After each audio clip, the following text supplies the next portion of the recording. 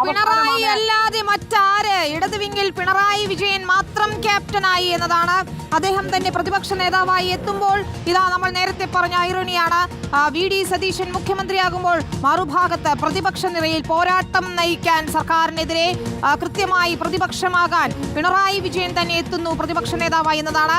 ലെഫ്റ്റിന്റെ captain Pinarayi തന്നെ VD. Satheesan മുഖ്യമന്ത്രിയായി എത്തുമ്പോൾ പിണറായി അല്ലാതെ മറ്റാര് പ്രതിപക്ഷ നേതാവാകാൻ എന്നത് തന്നെയാണ്. റഹീസ് റഷീദ് അതാണ് പ്രതിപക്ഷത്തിന്റെ നായകനായി പിണറായി എത്തുമ്പോൾ 10 വർഷം നമുക്കറിയാം ഈ പറഞ്ഞതുപോലെ ഭരണചക്രം തിരിച്ച മുഖ്യമന്ത്രിയാണ് അദ്ദേഹം. പ്രതിപക്ഷ നേതാവായി എത്തുമ്പോൾ അതേ വീറോടെ വാശിയോടെ നമുക്ക് കാണാൻ കഴിയും സഭയിൽ പ്രതിപക്ഷ നേതാവായി എന്നുറപ്പാണ്.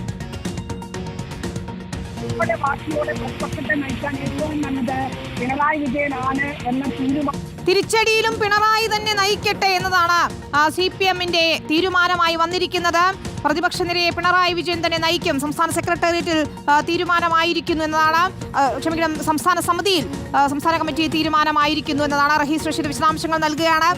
വലിയ തിരിച്ചടിയാണ് തെരഞ്ഞെടുപ്പിൽ ഉണ്ടായതെങ്കിലും പിണറായി വിജയൻ പ്രതിപക്ഷ നേതാവാകുമോ ഇല്ലയോ എന്നൊക്കെയുള്ള ചോദ്യങ്ങൾ ഉണ്ടായിരുന്നു. നേരത്തെ പോളിറ്റ് ബ്യൂറോയിൽ തീരുമാനമായിരുന്നില്ല, അത് സംസ്ഥാനത്ത് തീരുമാനിക്കാം എന്ന് പറയുകയായിരുന്നു റഹീസ് റഷീദ്. അതാണ് നയിക്കാൻ മറ്റാര്? പിണറായി വിജയൻ തന്നെ പ്രതിപക്ഷത്തും.